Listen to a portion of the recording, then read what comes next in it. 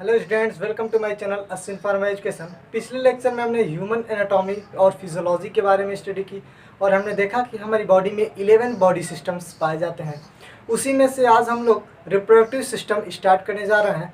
ये जो हमारा टॉपिक है यह सभी बायोलॉजी स्टूडेंट्स के लिए बहुत ही इंपॉर्टेंट टॉपिक है। रिप्रोडक्टिव सिस्टम का मतलब होता है जनन तंत्र। यदि आम भाषा में कहा जाए तो रिप्रोडक्शन का मतलब होता है कि अपने पीढ़ी को आगे बढ़ाने की प्रक्रिया या अपने स्पेसीज को आगे बढ़ाने की प्रक्रिया को ही हम लोग जनन के नाम से जानते हैं। तो चलिए स्टार्ट करते हैं आज का टॉपिक। रिप्रोडक्टिव सिस्टम का मतलब होता है जनन तंत्र।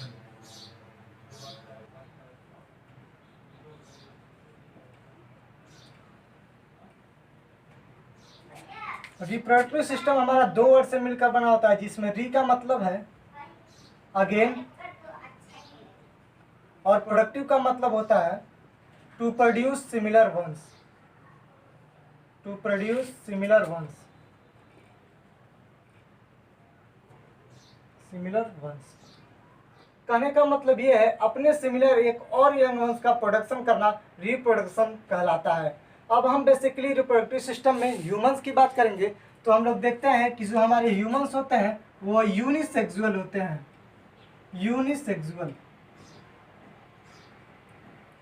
यूनिसेक्सुअल का मतलब होता है कि हमारे मेल और फीमेल अलग अलग पाए जाते हैं।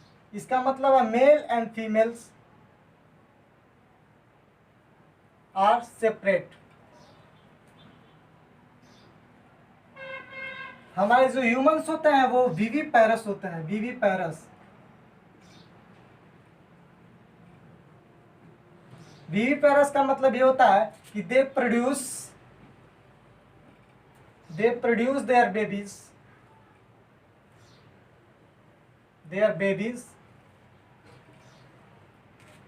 outside the body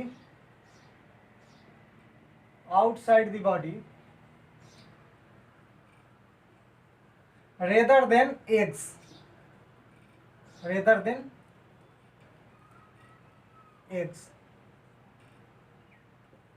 इसका मतलब यह है कि जो ह्यूमंस होते हैं वह बेबीज का जो प्रोडक्शन करते हैं वह बॉडी के बाहर करते हैं, एक के फॉर्म में नहीं करते हैं। इसीलिए जो ह्यूमंस होते हैं वह यूनिसेक्सुअल होते हैं, यानी कि मेल और फीमेल्स अलग अलग पाए जाते हैं। और विविपेरस होते हैं, इसका मतलब ये हुआ कि वे बेबीज का प्रोडक्शन अपने बॉडी के बाहर करते हैं, एक के फॉर्म में नहीं करते हैं। लेकिन यदि देखा जाए बर्ड्स के केस में तो वो जो होते हैं ओविपेरस होते हैं, क्योंकि उनमें जो बेबीज का प्रोडक्शन होता है वह एक के फॉर्म में होता है। ह्यूमंस के केस में क्या होता है कि बोथ मेल एंड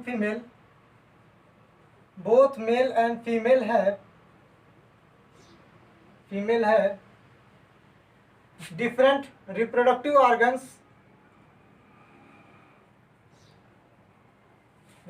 ऑर्गन्स जिन्हें हम गोनेड्स कहते हैं। Different reproductive organs, different reproductive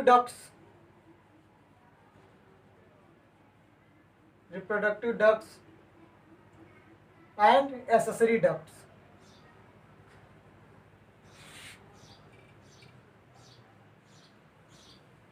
human के केस में क्या होता है कि जो हमारे मेल और फीमेल होते हैं उनमें डिफरेंट रिप्रोडक्टिव ऑर्गन्स पाए जाते हैं, डिफरेंट रिप्रोडक्टिव डक्ट्स और डिफरेंट यानी कि अलग अलग एक्सेसरी डक्ट्स पाए जाते हैं। इनका डिटेल स्टडी हम आगे करेंगे। अब हम लोग बात करेंगे टाइप्स ऑफ रिप्रोडक्शन की। Types of reproduction.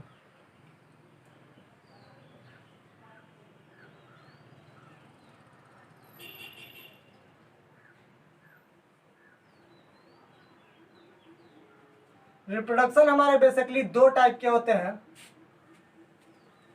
जिसमें पहला है असेक्सुअल रिप्रोडक्शन।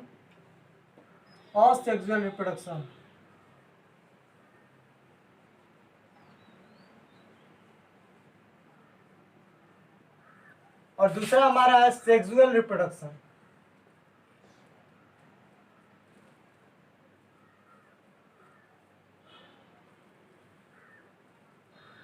असेक्सुअल रिप्रोडक्शन का मतलब है अलैंगिक जनन।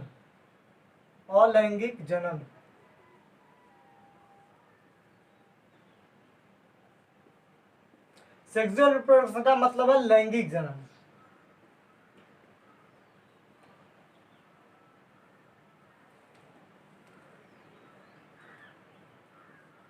अब देखते हैं क्या क्या डिफरेंट है और सेक्सुअल रिप्रोडक्शन और सेक्सुअल रिप्रोडक्शन पे। सबसे पहला जो डिफरेंट है वह यह है, नाम से ही स्पष्ट है अलैंगिक जनन। इसका मतलब यह है कि no sex organ involve, no sex organ involve. अलैंगिक जनन में हमें सेक्स ऑर्गन, अलैंगिक जनन में हमारे सेक्स ऑर्गन इन्वॉल्व नहीं होते हैं, जबकि सेक्सुअल रिप्रोडक्शन के केस में हमारे सेक्स ऑर्गन इन्वॉल्व होते हैं। Sex organ involvement occurs.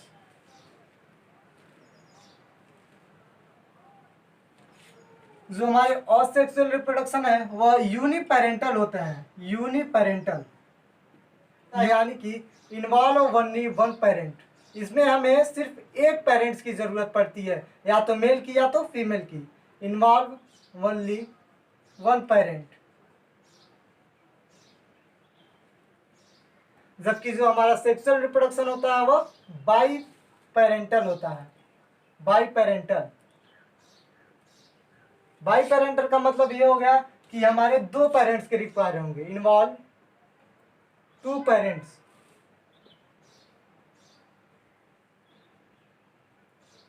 To parents. Next है हमारा नो वेरिएशन, नो वेरिएशन। इसका मतलब क्या है कि produce exact copy, produce exact copy of parents organism.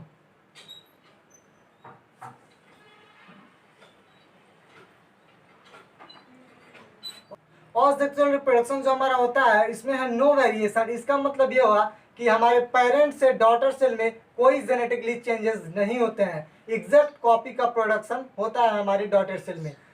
हमारे सेक्सुअल रिप्रोडक्शन में क्या होता है कि different offspring variation, offspring, different offspring variation.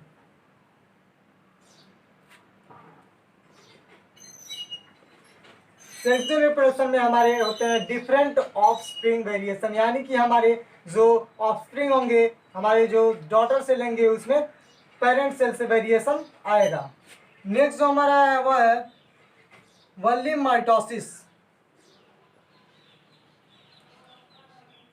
और सेक्सुअल रिप्रोडक्शन में हमारे सिर्फ माइटोसिस यानी कि समसूत्री विभाजन केवल होता है, जबकि सेक्सुअल रिप्रोडक्शन के केस में हमारा माइटोसिस और मियोसिस दोनों होता है। माइटोसिस यानी कि समसूत्री विभाजन, मियोसिस सब अर्धसूत्री विभाजन दोनों होता है। नेक्स्ट जो डिफरेंट है वह है no gamete formation, no gamete formation.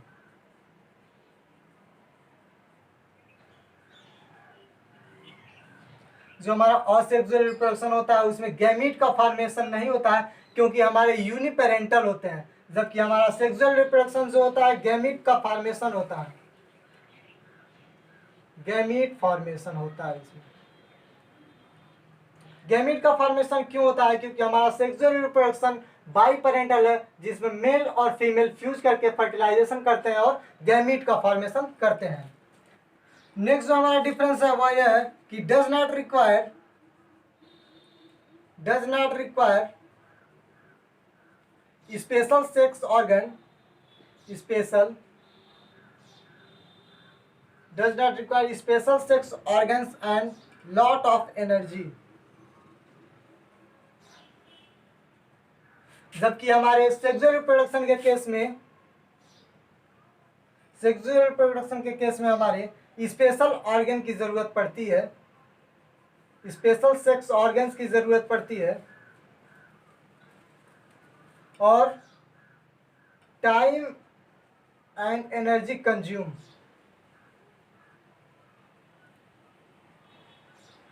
और हमारे सेक्सुअल रिप्रोडक्शन में टाइम और एनर्जी की भी जरूरत ज्यादा पड़ती है। नेक्स्ट जो हमारा है वह है प्रोड्यूस ऑफस्प्रिंग क्विकली। और लैंगिक जनन में हमारे ऑफस्प्रिंग का जो प्रोडक्शन होता है वो बहुत तेजी से होता है, जबकि सेक्सुअल रिप्रोडक्शन के केस में हमारा ऑफस्प्रिंग का प्रोडक्शन स्लो होता है। तो ये थे हमारे असेक्सुअल और सेक्सुअल रिप्रोडक्शन में डिफरेंस। अब हम बात करेंगे सेक्सुअल रिप्रोडक्शन की। सेक्सुअल रिप्रोडक्शन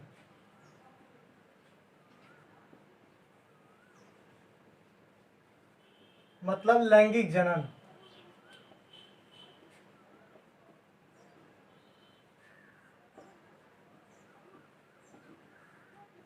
सेक्सुअल रिप्रोडक्शन हमारा क्या होता है कि बाई पेरेंटल होता है, जो हम पहले ही बता चुके हैं। बाई पेरेंटल यानी कि रिक्वायर्ड टू ऑर्गेनिज्म, हमें दो ऑर्गेनिज्म या टू पेरेंट्स की जरूरत पड़ती है। ये दो ऑर्गेनिज्म हमारे क्या होंगे, एक तो मेल होंगे और दूसरे हमारे फीमेल होंगे। जो हमारे मेल होते हैं वो स्पर्म रिलीज करते हैं, स्पर्म, और जो हमारे फीमेल होते हैं उनमें ओवम पाया जाता है, ओवम। जो हमारा मेल का स्पर्म होता है वह फीमेल के ओवम से बाइंड होता है और फर्टिलाइजेशन होता है, फर्टिलाइजेशन, और फर्टिलाइजेशन के फलस्वरूप हमारा गैमीट का फॉर्मेशन होता है।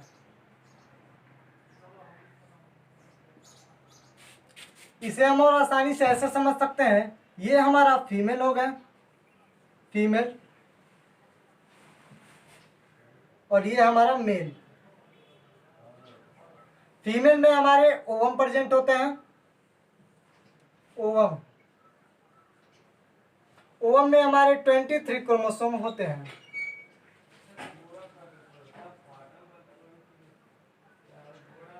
क्रोमोसोम।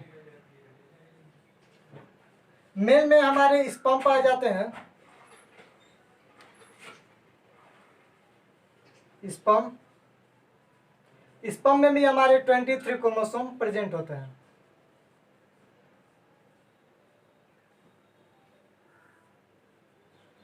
जो हमारा ओवम फीमेल से निकलता है और जो हमारे मेल से स्पर्म निकलते हैं, उन दोनों में फर्टिलाइजेशन होता है, फर्टिलाइजेशन, और फर्टिलाइजेशन के फलस्वरूप हमारे जाइगोट का फॉर्मेशन हो जाता है, जाइगोट। चूंकि जाइगोट जो हमारा है वह मेल और फीमेल के फ्यूजन से जाइगोट का फॉर्मेशन हो रहा है, इसलिए इसमें हमारे 23 पेयर क्रोमोसोम पाए जाते हैं, 23 पेयर क्रोमोसोम, या 23 हमारे फीमेल के और 23 मेल के 46 क्रोमोसोम प्रेजेंट होते हैं जाइगोट में।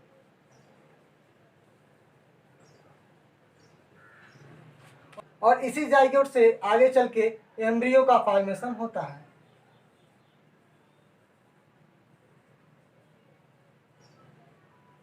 एम्ब्रियो में भी हमारे 23 पेयर या 46 क्रोमोसोम पाए जाएंगे।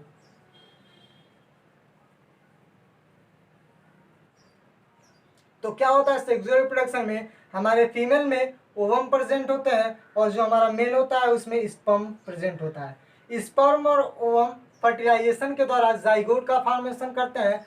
जो हमारा ओवम होता है उसमें 23 क्रोमोसोम होता है, स्पर्म में भी 23 क्रोमोसोम।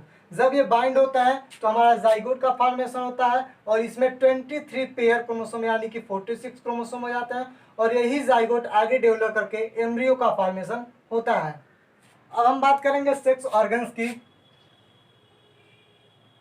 सेक्स ऑर्गन्स, ह्यूमन के केस में हमारे जो सेक्स ऑर्गन होते हैं बेसिकली दो टाइप के होते हैं, primary sex organ, primary sex organs, और secondary sex organ, secondary sex organs.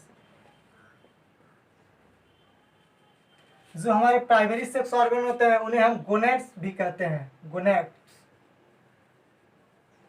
ये हमारे दो गोनेड्स होते हैं, एक स्पर्म और दूसरा जो होता है वह एग या ओवम। और स्पर्म और एग ही हमारे गैमीट का फॉर्मेशन करते हैं। अब देखते हैं सेकेंडरी सेक्स ऑर्गन की। सेकेंडरी सेक्स ऑर्गन को हमारे दो कैटेगरी में डिवाइड किया गया है।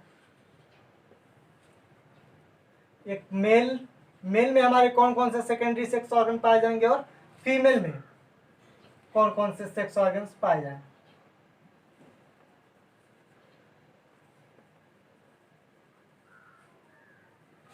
मेल में हमारे जो सेक्स ऑर्गन्स पाए जाते हैं वह हैं एपिडिडर्मिस,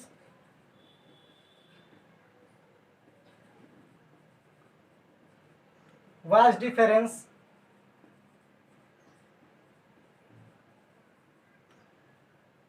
रेड टेस्टिस और पेनिस। ये चारों हमारे सेकेंडरी सेक्स ऑर्गन पाए जाते हैं मेल में। अब देखते हैं फीमेल में कौन कौन से पाए जाते हैं। फीमेल्स में भी हमारे 4 सेकेंडरी सेक्स ऑर्गन पाए जाते हैं, जिसमें पहला है uterus, fallopian tube, breasts and vagina. तो ये थे हमारे सेक्स ऑर्गन्स। जो हमारे प्राइमरी सेक्स ऑर्गन होते हैं वही हार्मोन्स का सेक्रेशन करते हैं। Hormones secretion. जो हमारे सेकेंडरी सेक्स ऑर्गन होते हैं वो डू नॉट प्रोड्यूस हार्मोन्स और gametes.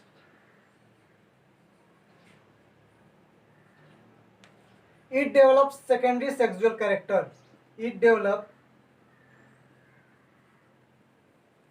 Developed secondary sexual character,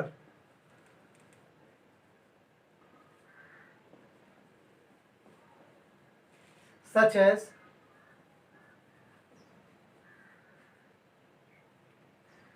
moustache, hairs, nose। जो हमारे प्राइमरी सेक्स ऑर्गन होते हैं वही हार्मोन्स का सेक्रेशन या गैमीट का फॉर्मेशन करते हैं। जो हमारे सेकेंडरी सेक्स ऑर्गन होते हैं वह ना तो हार्मोन्स का सेक्रेशन करते हैं और ना ही गैमीट का फॉर्मेशन करते हैं, बल्कि it develop secondary sexual character such as mouth, taste, hair और नोज। ये जो हमारे होते हैं सेकेंडरी सेक्सुअल कैरेक्टर के लिए रिस्पॉन्सिबल होते हैं। जो हमारे सेकेंडरी सेक्स ऑर्गन्स होते हैं वह बस सेक्सुअल रिप्रोडक्शन में हेल्प करने का काम करते हैं। तो स्टूडेंट्स, आज हमने रिप्रोडक्शन की डिफिनीशन के बारे में पढ़ा, टाइप्स ऑफ रिप्रोडक्शन के बारे में पढ़ा और सेक्स ऑर्गन्स के बारे में स्टडी की। नेक्स्ट लेक्चर में हम लोग मेल रिप्रोडक्टिव सिस्टम का स्टडी करेंगे।